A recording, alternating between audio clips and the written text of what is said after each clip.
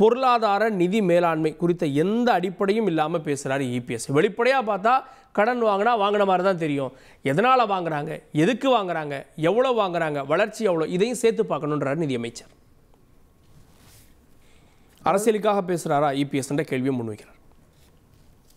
அதாவது எடப்பாடி அண்ணன் இன்னைக்கு வந்து அந்த பொதுக்கூட்டத்தில் விழாவாரியாக சின்ன பிள்ளைக்கு புரிகிற மாதிரி தெளிவாக சொல்லியிருக்காரு. ஒன்று ஸ்டெப் பை ஸ்டெப்பாக நீங்கள் திராவிட முன்னேற்ற கழக ஆட்சி வர்றதுக்கு முன்னாடி எப்படி ப்ரொஜெக்ட் பண்ணீங்க, 2023 தேர்தலுக்கு முன்னாடி எப்படி ப்ரொஜெக்ட் பண்ணீங்க? அதிமுக வந்து அட்மினிஸ்ட்ரேஷனில் வெரி புவர், நிறைய கடன் வாங்கி வச்சுருக்கீங்க, நிறைய வந்து நீங்கள் வந்து மக்கள் நலத்திட்டம் செய்யலை அப்படின்னு சொல்லி தான் நீங்கள் கவர்னர்கிட்ட கொடுத்து பெட்டிஷன்லாம் கொடுத்து புக்கு மாதிரி அடித்து போட்டு கொடுத்து அதுக்கு அடுத்தபடியாக நாங்கள் பாருங்கள் எங்கள் தேர்தல் அறிக்கையில் எக்ஸ்பர்ட்டை வச்சு கமிட்டி போடுறோம். இந்த கமிட்டி வந்து ஒவ்வொரு ஊருக்கும் போய் பார்த்து கள நிலவரத்தை பார்த்து அந்த ஒப்பீனியை பேஸ் பண்ணி எக்ஸ்பர்ட்டை வச்சு அதை கன்சால்டேட் பண்ணி அதோடைய ப்ரோஸ் அண்ட் கான்ஸ்லாம் நாங்கள் டிசைட் பண்ணி நாங்கள் இப்போ 1000 சொச்சம் டிமாண்ட்ஸ் வாக்குறுதியில் நாங்கள் வந்து தேர்தல் இது வாக்குறுதியாக கொடுத்து நாங்கள் இது மக்கள் முன்னாடி வைக்கிறோம், வாக்களியுங்கள், இதை நாங்கள் வந்து செய்கிறோம் அப்படின்னு சொன்னாங்க. அப்போ என்ன சொன்னீங்க? இந்த அதிமுக ஆட்சி சரியில்லை, நாங்கள் வந்து அவர் மாண்புமிகு இப்போடைய முதலமைச்சர் ஸ்டாலின் அவர்கள் அப்போ எதிர்க்கட்சியாக இருக்கும்போது இதை முன் வச்சு வாக்குகளை கேட்டு இதெல்லாம் பொதுவான. நான் என்ன கேட்குறேன், ஒரு புறம் திட்டங்களை செய்யுங்க அப்படின்றீங்க, வாக்குறுதியில் கொடுத்தது செய்யுங்கன்றாங்க. அதில் கண்கூட நம்ம பார்ப்பது மகளிர் உரிமை தொகை வருஷத்துக்கு எவ்வளோ அதுவே செலவாகுதுன்னு தெரியும். ஆனால் அப்புறம் இன்னொரு புறம் ஏன் கடை வாங்குறீங்கன்னு கேட்குறீங்க. முரணா இல்லையா? நீங்கள் சொல்கிறது நியாயம்தான். அதாவது நீங்கள் வந்து கடன் நிறைய வாங்கி நீங்கள் சொன்ன திட்டங்கள்லாம் தந்திருந்தீங்கன்னா நீங்கள் கூட கேட்கலாம், எதிர்கட்சிக்கு அமைச்சர் கூட சொல்ல வேண்டியதில்லை, ஒரு சாதாரண ஒரு குடிமகன் கூட கேட்கலாம், ஏப்பா உனக்கு அறிவு இருக்கா, இவ்வளோ திட்டங்களை செஞ்சுருக்காங்க, இவ்வளோ தேர்தலில் வாக்குறுதியை கொடுத்துருக்காங்க, 500 சொச்சம் வாக்குறுதியை கொடுத்து ஆல்மோஸ்ட் எல்லாத்தையும் நிறைவேற்றிருக்காங்க, இதுக்கெல்லாம் பணம் எங்கிறது அவங்க திருடிட்டு வர முடியும், இதெல்லாம் மக்கள் நல்ல பணம் செஞ்சுருக்காங்கல்ல, எப்படி கேட்குறேன்னு கேட்டால் அது ஒரு நியாயம் இருக்குது. எதிர்கட்சி தலைவர் முன்னாள் முதலமைச்சர் இப்போ எதிர்கட்சி தலைவர் என்ன சொல்கிறாரு, நீங்கள் அப்போ சொன்னீங்கல்ல நாங்கள் எப்படி அந்த அந்த எங்களுடைய ஆட்சியில் என்னென்ன திட்டங்களை செஞ்சோம் அந்த மாதிரி திட்டங்களாவது நீங்கள் செஞ்சீங்களா? அதை கோடிட்டு கட்டுற ஒன்றுன்னா செஞ்சீங்களா?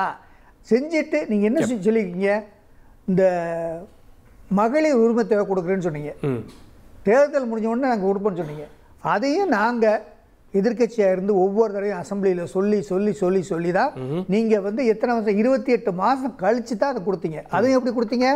கர்நாடகாவிலையும் இதே திட்டங்களை வந்து தேர்தல் வாக்குறுதியாக கொடுத்து அவங்க ஆட்சிக்கு வந்த 3 மாதத்தில் அதை செயல்படுத்தினதுனால அதை பார்த்து திருப்பி இங்கே அக்யூசேஷன் வந்துடும் சொல்லி நீங்கள் கொடுத்தீங்க. அத்தனை ப்ரெஷர் நாங்கள் வந்து எதிர்கட்சி தலைவராக நாங்கள் கொடுக்க வேண்டியது இருந்தது. நீங்கள் கொடுத்த வாக்குறுதியை ஒரு வாக்குறுதியை நிறைவேற்றுறதுக்கு நாங்கள் தான் பாடுபட்டோம். ஒவ்வொரு அசம்பிளிலையும் குரல் கொடுத்தோம், சொல்லுங்கள் செய்யுங்க, எப்போ கொடுக்க போகிறீங்க அப்படி கொடுத்தும் இந்த திட்டங்களை தவிர உங்களுக்கு வருமானம் போன ஆட்சியில் விட போன வருஷத்தில் விட இந்த வருஷத்தில் 10% உங்களுக்கு ரெவன்யூ ரிசீட் வந்திருக்கு. 1,10,000 கோடி அப்போக்கு இப்போக்கு கூடி இருக்கு. அப்போ நீங்கள் என்ன பண்ணணும், நீங்கள் சொல்கிறீங்க ரைட் ஓகே, நீங்கள் இந்த திட்டத்தை சொல்லியிருக்கீங்க, மகளிர் உரிமத்தை கொடுக்கணும், அதை முதல்வன் திட்டத்துக்கு கொடுக்கணும், ரைட் ஓகே, அதெல்லாம் இந்த வெல்ஃபேர் ஸ்கீம் தான் இல்லைன்னு சொல்கிறேன். அதெல்லாம் போக நீங்கள் எப்படி கேபிட்டலாக மேனேஜ் பண்ணுறீங்க? ஸோ அப்போ நிதி மேலாண்மை சரியில்லைன்னு நிதி மேலாண்மை இல்லை, பேசிக்கே தப்புன்றேன். நிதி மேலாண்மை மட்டும் சொல்லக்கூடாது. எப்படின்னா நீங்கள் சொன்னது, நீங்கள் என்ன சொன்னீங்க, ரிவர்ஸ் பண்ணுற திருப்பியும் என்ன சொன்னீங்க, இதெல்லாம் சாத்தியமில்லை, செய்ய முடியாத திட்டங்களை சொல்லாதீங்கன்னு எதிர்கட்சிகள்லாம் தேர்தலில் சொல்லும்போது என்ன சொன்னீங்க, நாங்கள் எக்ஸ்பர்ட் கமிட்டியை வச்சு எடுத்துருக்கோம், அதுக்கு ஒரு அப்ஜெக்டிவ் கொடுத்து ஒரு பிரியாம்பிள் கொடுத்தீங்க, நாங்கள் வந்து கன்சர்ன் எக்ஸ்பர்ட் எக்கனாமிஸ்ட்டு எல்லாத்தையும் வச்சு டிசைட் பண்ணி இது ஃபீசிபிலிட்டியா, இது நடக்குமா, இது செலுத்த முடியுமா, இதுக்கு நிதி ஆதாரம் இருக்கிறதா, இதை செலுத்த முடியுமான்னு சொல்லி செஞ்சு தான் நாங்கள் செஞ்சோம். அப்போது நீங்கள் அப்படி சொல்லி ஒரு வாக்குறுதி கொடுத்து அந்த வாக்குறுதி வந்து promise, you have deviated from the promise to the public, இதைத்தான் சொல்கிறேன். ஓகே திரு விக்கிட், கடன் வாங்குவதில் தமிழகம் முன்னிலையில் இருக்கிறது அப்படின்றது புள்ளி விவரங்கள் சொல்லுது. அது இந்த ஆட்சி அந்த ஆட்சியை தாண்டி இப்போ எடப்பாடி பழனிசாமி அவர்கள் சொல்கிறதுல கடன் வாங்குறது தமிழ்நாடு முன்னிலையில் இருக்குது. இது காமன் மேனுக்கு இது எதிரொலிக்குள்ள. ஆக ஏன் கடன் வாங்குறாங்கன்னு கேள்வி வரும். அதுதான் எதிர்க்கட்சி தலைவர் சொல்லியிருக்காரு. ஒரு முன்னாள் தமிழ்நாட்டோட முன்னாள் முதல்வராக இருந்தவர், ஒரு கட்சியின் இன்னைக்கு பொதுச் செயலாளர் என்று வந்து உட்கார்ந்து கொண்டிருப்பவர் ஒரு அடிப்படை அரசியல் புரிதலோ இல்லை அரசியல் அறிவோ அற்றத்தனமாக பேசுகிறார். இங்கே நிதிக்குழு என்ன பரிந்துரை செய்கிறதோ அதன் அடிப்படையில் நீங்கள் கடனே வாங்க முடியும். நிறைய விஷயங்கள் நம்ம டீட்டெயிலாக நானும் சொல்கிறேன். பேர் வச்சு அதுக்கு சோறு வச்சியாங்கிற மாதிரி தான் அதிமுக ஆட்சி இருந்தது.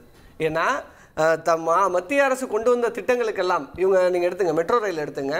மெட்ரோ ரயிலுக்கு அமித்ஷா கூட்டு வந்து அடிக்கல் நாட்டணும். எவ்வளோ தூரம்? 200 கிலோமீட்டர்ஸ்க்கு. என்ன ஆச்சு? பணம் கொடுத்தீங்களா? இன்னைக்கு மாநில அரசு எவ்வளோ கொடுத்துருக்கு? 26,000 கோடி. எந்த ஃபண்ட்லேருந்து கொடுத்துருக்கு? ஸ்டேட் ஃபண்ட்லேருந்து கொடுத்துருக்கு. நீ பேர் வச்சுட்டு போயிட்ட, அதுக்கு சோறு இன்னைக்கு நாங்கள் வச்சுட்டு இருக்கோம். அப்ப இதெல்லாம் எடப்பாடி பழனிசாமிக்கு தெரியுமான்னு தெரியல. அடுத்தது டான்ஜெட்கோ. டான்ஜெட்கோல 50,000 கோடி லாஸ். உதயமின் திட்டத்தில் இவங்க கையெழுத்து போட்டாங்க. நீங்க அதனால ஆமா இன்னைக்கு வெட்டி கட்டிட்டு இருக்கோம். அது மட்டும் இல்லாம இன்னைக்கு நீங்க வந்து சேஞ்சஸ், நீங்க இன்னைக்கு வந்து அதோட யூனிட் சார்ஜஸ் சேஞ்சஸ் பண்ணியே ஆகணும். அப்பதான் நான் கடனே கொடுக்க முடியும்னு ஒரு நிர்பந்தம். யாரு காரணம்? எடப்பாடி பழனிசாமி. உதயமின் திட்டத்தில் கையெழுத்து போட்டது யார் எதிர்த்தா? இவங்களுடைய அம்மா அம்மா அம்மான்னு சொல்ற அந்த அம்மா எதிர்த்த திட்டம் வந்து உட்கார்ந்து சாவகாசமா உட்கார்ந்து எல்லா பாஜக கொண்டு வந்துக்கிற அத்தனை தேசிய பாதுகாப்பு உணவு திட்டத்திலிருந்து அத்தனை திட்டத்திலையும் கையெழுத்து போட்டு கொடுத்தது யாருன்னா எடப்பாடி பழனிசாமி. 50,000 கோடி சார் இன்னைக்கு டிஃபெண்ட் பண்ணிட்டு இருக்கிறது யாரு? இப்ப இருக்கிற ஸ்டேட் கவர்மெண்ட். அப்ப நீங்க இந்த விஷயங்கள்லாம் பார்க்கணும். அதே போல பிரதான் மந்திரி வீடு திட்டம் நீங்க எவ்வளவு ஃபண்ட் கொடுக்குறாங்க? சென்ட்ரல் கவர்மெண்ட் இல்லை, பிரதான் மந்திரி வீடு கட்டு திட்டத்துக்கு 1.70 லட்ச ரூபா அவங்க இதுலேருந்து கொடுக்குறது. இன்னைக்கு வீட்டுக்கோட அமௌண்ட் வந்து 2.82 லட்சம் மாநில அரசுலேருந்து போகுது. அப்போ மாநில அரசு பேர் தான் பிரதான் மந்திரி வீடு திட்டம், ஆனால் கான்ட்ரிபியூஷன் யார்கிட்டேருந்து இருக்கு? மாநில அரசுகிட்டேருந்து அதிகமாக இருக்கு. அப்போ நீங்கள் மத்திய அரசு கொண்டு வந்த பல திட்டங்களுக்கு மத்திய அரசுலேருந்து நிதி வராதனால மாநில அரசு இந்த ஸ்பெண்ட் பண்ணிட்டு இருக்கு. 2 இன்னொன்று கொஞ்சம் கூட அரசியல் அறிவில்லத்தனம் அப்படிங்கிறது எதை சொல்றேன்னா, இல்ல வார்த்தைகள் நான் கடைபிடிக்கிறேன். ஏன்னா இது வந்து தெரிஞ்சிருக்கணும். ஒரு முதல்வருக்கு நிதிக்குழு பரிந்துரை செய்கிற அமௌண்ட்ல இருந்து தான் நீங்க கடனே வாங்க முடியும். நிதிக்குழு பரிந்துரை செய்கிற அமௌண்ட்டை தாண்டி பண்ண முடியாது. அந்த வரம்பு இருக்கு. அவங்க கேட்கறது வரம்பு இருக்கு. அவங்க கேட்கறதுன்னா, சார் நீங்க எக்ஸ்பர்ட் கமிட்டி எல்லாம் வச்சுதான் தேர்தல் வாக்குறுதியை தயார் பண்ணீங்களே, அப்ப இந்த அளவுக்கு வந்துருச்சு. நீங்க எங்களை குறை சொன்னீங்களா? 5 லட்சம் கோடி அன்னைக்கு சொன்னீங்களே, இன்னைக்கு நீங்க 9 லட்சம் கோடி தாண்டிட்டீங்கன்றாங்க. இல்ல நானே சொல்றேன், இன்னைக்கு இருக்கிற நிலைமை இன்னைக்கு வந்து 16% வந்து மாநில வளர்ச்சி வந்து முன்னிலையில இருக்கு. நீங்க அதை எடப்பாடி ஆட்சி காலத்துல சொல்ல முடியுமா? இன்னொன்னு, நீங்க பிரதான் மந்திரி மட்டும் இல்ல, இன்னைக்கு மத்திய அரசு ஒழுங்குபடுகிற நிதி நீங்க உத்தரப்பிரதேசத்துக்கு பாத்தீங்கன்னா, உத்தரப்பிரதேசம், பீகார், மத்திய பிரதேசம் இந்த 3 மாநிலங்களுக்கு மட்டும் 40% நிதி மொத்தமா ஒதுக்கி இருக்காங்க. தென் மாநிலங்களுக்கு, வட மாநிலங்களுக்கு, தென் மாநிலங்களான 4 மாநிலத்தை நீங்க எடுத்துங்க, தமிழ்நாடு, ஆந்திரா, தெலுங்கானா, கர்நாடகா எவ்வளவு கொடுத்துருக்காங்க? வெறும் 15%. 27,336 கோடி தான் நமக்கு கொடுத்துருக்கிறது. ஆனா ஒட்டுமொத்த நிதியில அங்க எவ்வளவு கொடுத்துருக்காங்கன்னா 40% கொடுத்துருக்காங்க. தமிழ்நாட்டுக்குன்னு நீங்க கம்பேர் பண்ணீங்கன்னா வெறும் 7,056 கோடி தான்.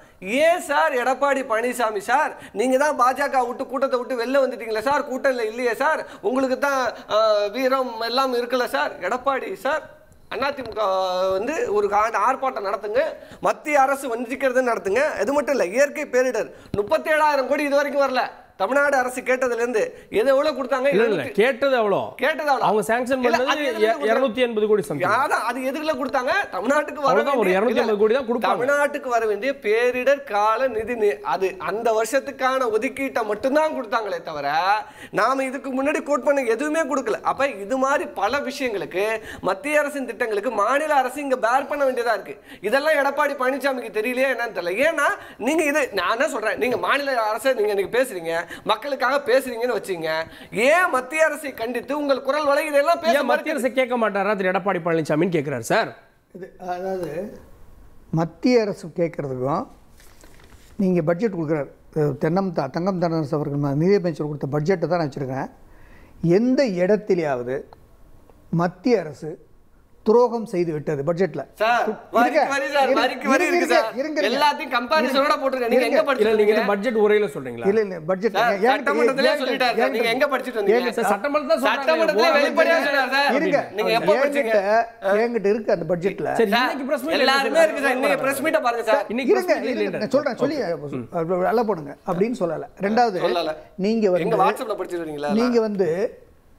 நீங்க வந்து எவ்வளவு டாக்ஸ் போட்டீங்க?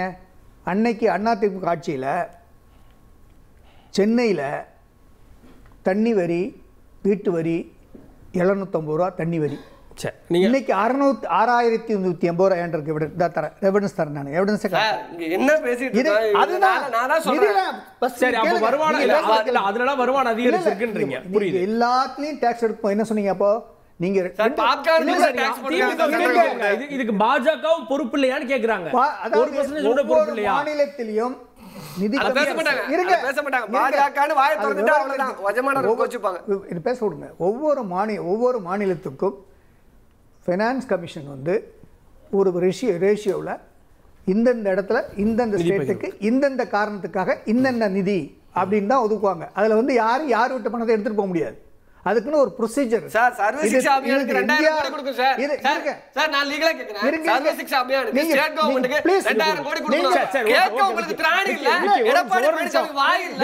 பேச முடியல. அப்படி என்ன சொல்றீங்க? இல்ல, அமையர் சொல்லுங்க, அப்ப நான் பேசுறேன். நான் பேசும்போது விக்கி ப்ளீஸ் உங்க பையன் பேசுங்க. இல்ல சார், நீங்க தப்பு. சரி, ஓகே.